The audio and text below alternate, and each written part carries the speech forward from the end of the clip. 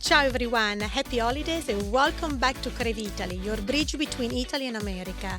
Today is a special one, my last episode before Christmas and the closing of season 7. I'm so grateful for all the stories, the voices and the connection we have shared throughout this year. We are joined once again by Viola Buitoni, and today she will prepare in live a beautiful holiday recipes, something full of warm memory and the spirit of Christmas.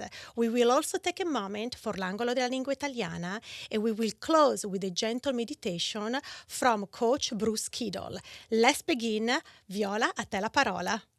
It is a pleasure to be back, and I am, as you know, back in San Francisco, back in a studio from my kitchen, and promises to be a very exciting season for Crave.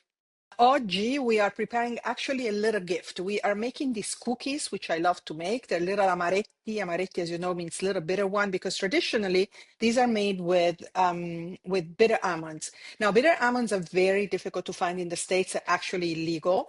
So you either smuggle them back in from Italy, or the other thing you can do is you can use a little almond essence. So my amaretti, the ones that I have actually created, especially for Crave today, are going to have mostly almonds, a little bit of almond essence, and then some pistachios because they are going that way to be green, just like Christmas.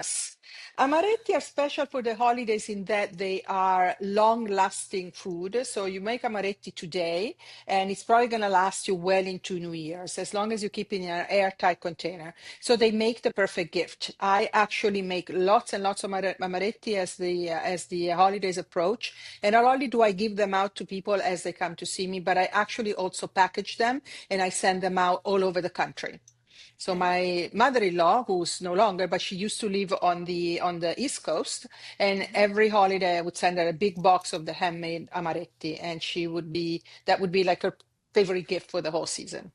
You do need a scale for this, but there is kind of a formula here. So you have half sugar to weight of nuts, and then however much egg white you need to keep it all together.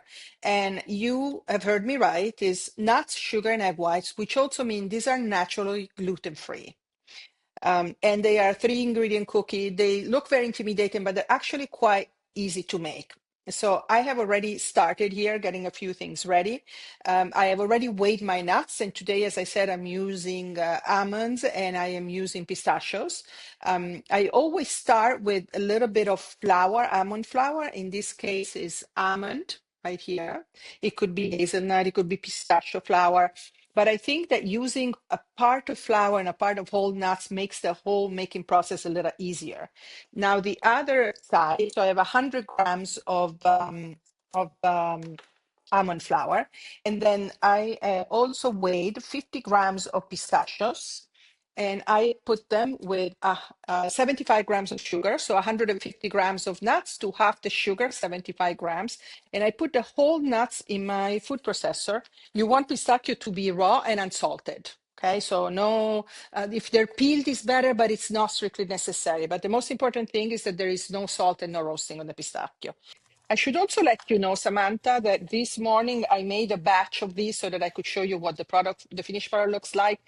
And the whole process, including setting up for our meeting, took me 32 minutes. So they are really quite fast to make. To this, I'm going to add just a tiny bit of salt. It's literally like a tiny pinch. I'm also flavoring them with some orange zest, grated orange zest, and I'm mixing this well, making sure that I kind of break down all the little stones, little blobs of almond flour. Now I'm mixing flour and nuts. You have a choice here. You can use all nuts and grind them.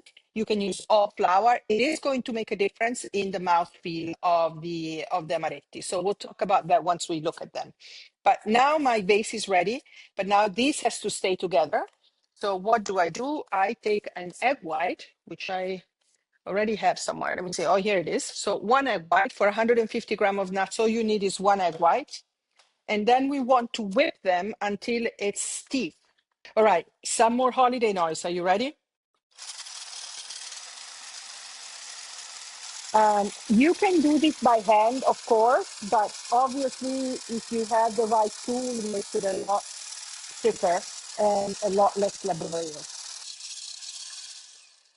And this is ready. And do you know how you know that you're ready? Do you want to see a neat trick? You turn it over. If it doesn't come down, it's ready. All right. So now we're going to start putting this in. Um, and I'm going to start with about half of it. I don't want to put the whole thing because I am looking to do a dough, a mix that is somewhat stiff. So if I put in all the egg and then I have a really big egg, my dough is going to cry, and I don't want that. I want a stiff dough. I don't want a whippy dough. Okay, so I need more, a little more. I still have not put it all, but it's going to start coming together kind of in big clumps. And when that happens, I can start using my hands. So what makes Italian sweets, holiday sweets? I'm only up for joking about the love. Obviously, you share them with people that you care for and you love, but that's true all over the world. What is a very common thing about Italian holiday sweets is that they are not fresh. They really are long-lasting things. So this is one thing. But if you think about panettone, right? Panettone, which is our Italian sweet for excellence for the holidays, you start buying your panettone in November and you can actually eat it until about February, March. Dried fruit is another one. So dried fig, dates, anything with chocolate. Torrone, nougat is another one. So you can see kind of like a common trend. They are all things that you're going to make and then they are going to last you through the holidays. All right, we're there. This is staying together. It's soft, as you can see. I can still break it apart. It's just a little moist, just this side of sticky. And so now I'm going to kind of just bring it together, just push out the air so that it doesn't crumble when I am going to roll it into little cookies. I'm going to roll a couple of cookies for you just to show you what the technique is. And then I'll show you the ones that I've already made. I will teach you a little trick. What I have here is a little bit of water. I have my dough and two bowls, one with powdered sugar, the other one empty.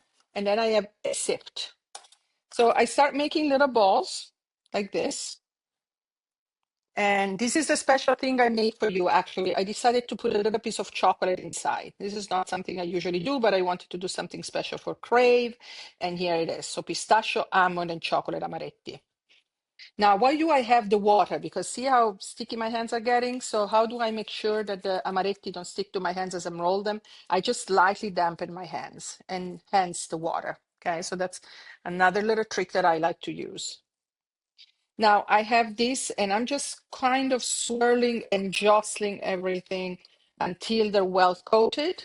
Then I'm going to take the sift, I'll put it over here, pour the sugar over, pour everything over, then kind of shake them like this so the excess sugar falls back into the bowl below. So what does that do for me? Well, first of all, there isn't too much sugar around them, which are going to make them too heavy, which is going to make them too heavy. And also, I don't waste any sugar because next batch is going to go in here and I'm going to keep doing this until I've rolled all my amaretti. So now I have my little amaretti, and just to finish off that kind of orange scent that I gave to them earlier, I put a little piece of candied orange on top of them. You do your amaretti, you roll them up, the sugar are all ready, and I want to show you how cute they are, right? Aren't they adorable? You can let them rest for an hour. You can let them rest for half an hour. Just you kind of want them to set. And sometimes I even let them rest overnight. I take 20 minutes at night. I roll a bunch of amaretti, put them in the fridge, and then I wake up in the morning and I cook them. Now, I've already baked some for you right here. This is what they look like once they baked. How do you know when they're ready? 350, about 12 to 14 minutes. You want it to start cracking and you want the crack to start becoming a little beige. The more percentage of flour to wholeness you have, the kind of rounder they stay. If you have more nuts and less flour, then they get a little bit flatter and a little bit more crackling. It is up to you. It depends entirely on what you have in your home, what your and what your taste is like. But I also want to show you one thing. When you take them out, you have to be very careful not to touch them because they are very fragile, and all you have to do is touch them, and this is what happens. Also, the other thing, if you forget to put the orange on top, they're still very delicious. Don't worry about it. Put them in the middle rack, because if you put them on the bottom, you get this burning thing on the bottom, right? So you want to keep them in the middle, 12 to 14 minutes. If I'm serving them, I'm going to get my cuter little cake stand and put them here. A perfect gift, and also a great thing to offer people when they come to your home. Let's say I want to make it into a gift. I don't know if you know this about me, Samantha, but I save boxes and paper throughout the year for my holidays. I never buy holiday paper. You can arrange them nicely in a little box. They need to stay pretty snug, especially if you're sending them to the other side of the country. So this box fits exactly 6. I close my paper. I actually like to even seal the paper.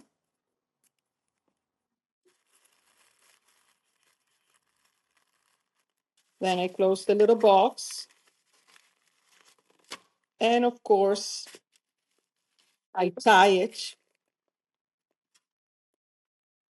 with some ribbon, also that I have been collecting throughout the year. I didn't know about that you're collecting all the papers and And there you go. how cute. I love this is really the perfect gift. Love it. They are delicious. Samantha, it's been such a pleasure to bring the joys of my Italian kitchen to you and to share them with your viewers throughout the year and really throughout the last couple of years, right? And I am so happy to see the success that you're having and the themes about which you're talking. It's been incredible to watch you grow with this project. So happy holidays to you. Let's get together soon. And I look forward to seeing what January has to bring us. Buon Natale a tutti, buone feste, buon anno. Enjoy your holidays and most of all, enjoy your amaretti. Ci vediamo il prossimo anno e I can't wait to see you in person. This season of Crave Italy is brought to you in partnership with the Consul General of Italy and the Italian Cultural Institute of San Francisco. With their support, we celebrate tradition, promote the Italian language, and highlight innovation that connects Italy and America. To learn more and explore upcoming events, visit their official website. And now it's time for L'Angolo della Lingua Italiana. Arianna, a te la parola. Ciao a tutti e bentornati al 14° episodio di Crave Italy all'Angolo della Lingua Italiana. Since this is our last settimana insieme before the winter holidays, I wanted to highlight a very special tradition that we Italians celebrate during l'Epifania, the Epiphany holiday. Ogni 6 gennaio, every January 6th, we Italians celebrate La Befana. This holiday revolves around La Befana, who has historically been identified as an old witch who flies down with her broomstick on the eve of the Epiphany, filling children's stockings with regali e caramelle, gifts and candy, if they were good, and coal if they were bad. In America, alongside I regali sotto l'albero, so the presents under the tree, we also tend to fill our loved ones' stockings up for Christmas. In Italy, on the other hand, we tend to reserve our stockings for La Befana. For Italians, La Befana also symbolizes the official end of the Christmas season. As such, they tend to keep their Christmas decorations up until after La Befana is over on il 6 di gennaio, on the 6th of January. This is definitely later than most Americans, who are ready to take down their Christmas decorations as soon as Capodanno, the new year, rolls around. I hope this was interesting to learn more about the Italian tradizione of la Befana. That's all I have for you today. I just wanted to wish you all happy holidays. A prossima volta! Arrivederci! This segment is brought to you by Mona Lisa Maremonti, a stunning Italian restaurant in San Francisco, California, where tradition meets elegance. Let's take a quick look. Welcome Mona Lisa Maremonti, la vera cucina italiana, autentica, mediterranea. Abbiamo una cucina stupenda con homemade pasta, original from South Italy, the steakhouse and real seafood fresh. Abbiamo il pesce fresco, qua si mangia all'italiana.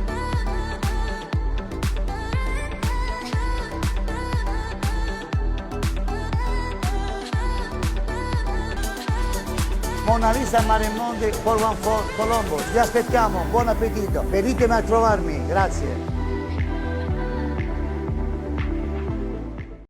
This episode is brought to you by Alice Baker Inc., where style meets elegance for every age and every occasion. Discover their beautiful collections at alicebakerinc.com. And now, let's get comfortable, take a deep breath, and enjoy this gentle moment with Coach Bruce Kittle. Hello, welcome. This is Bruce Kittle with Hidden Pearl Studio. I am super excited here at the end of another season for Samantha and her podcast and the whole crew to be invited back. So here I am. So thank you for having me. Good to be here. I would invite you for this very brief kind of ending season meditation. So let's just get comfortable in any which way you would like, alert without being too stiff in whatever way. Let's just take one grounding breath. We're going to inhale in through the nose and then exhale out through the mouth. And all I want you to do here is really feel your body breathing. I call this connecting to self, connecting to body. So just really being aware of you being in this space, what's supporting your body, and then also just what's going on with your body. So here we go. We're going to take a nice big breath. We're going to inhale. Hold it just a count, and then nice and easy release. Again, just feeling your body breathe. Excuse me, being in this space. So at the end of the year, I thought just a 3-breath meditation would do great for us. So in breath 1, we're going to offer a little reflection on the past year and just offer some gratitude for everything. So we'll do that. On the second one, we're going to do a little bit of releasing and letting go. Any of the things that might have happened in 2025 that you're ready to be done with, any old stories or narratives, stage of your life that might be slipping away or changing or evolving, or just the door's closed, and that happens. And then for 3, we're just going to identify kind of, I'm not much for intentions in the sense of, specific goals, but I do think it's important to have kind of a vibe that you're carrying into the next year. So with that, I'll invite you to do that in just a second. So for breath 1, again, we're thinking about 2025, and we just want to think about some gratitude. Let's take 2 breaths here. So we're going to inhale. And just be grateful. That sounds a little directive, but I just mean for the ups and the downs, because the ups are fun and super and all that kind of stuff, but yet the downs, they teach us some lessons. And so just think maybe about the year 2025. Be grateful you are alive. Be grateful for what you do have. Be grateful for the friends that are around, the loved ones you might have. And even the experiences that were a little bit tough, or maybe a lot tough. And just the perseverance and the strength that you learned getting through all those things. So one more here. Gratitude. And release. Okay. So for this next breath, we're going to take 2 breaths, and all I want you to do is kind of let go and release. Invariably, we carry past events. We carry old energies that got dropped on us from other people. We might be carrying narratives and stories from the past, might be way back, not just this year, negative self-talk, any of those kind of things, and or just need to let go. Maybe there's a stage in life that has ended or closed. A relationship has wrapped up, and there's maybe some grieving around it, but that happens, and so it's just all part of it. So 2 breaths here, just to cleanse out the system and release. So with each inhale, breathe in a little bit of strength and clarity, and on the exhale, just release narratives, stories, old baggage, anything that is not serving your highest and most authentic self. So here we go. Inhaling. And now we're really releasing. Purge the system. Let it go, let it go, let it go, let it go out. Feel it dripping through your feet, out through your hands, rising out of your head up into the universe, wherever works for you. You could throw it in the fire. You could put it in the water and let it sink. Toss it up and let the wind take it. Bury it in the earth, whatever element works for you. One more here. Release and let go. Inhaling in and letting it go. All right, we're just prepping the stage now for 2026. Here we go. We're on the doorstep of a new year. Not going to do any of the astrology and all that because it's not really my strength. But there's all kinds of new stuff coming. And this is a time now you've let go. You've offered gratitude. What is the vibe you're taking into 2026? And by that, I mean, what is one characteristic or trait, a value that you want to particularly espouse in the next year? Maybe it's having more fun. Maybe it's being more joyful. Maybe it's practicing gratitude every day. Maybe it's kindness in unknown ways. Whatever that is, right? It doesn't have to be some big stack, climb a mountain and all that kind of stuff. It can be, but just something about your mood, vibe, kind of intention setting for the next year about how you want to roll in. All right? So here we go. Inhaling. And just feel the vibe entering into your body. So if it's kindness, feel kindness in your heart. Feel kindness in your chest. Feel kindness rolling and racing through your body and exhaling out. Anything that might get in the way of that kindness. All right, breath 2.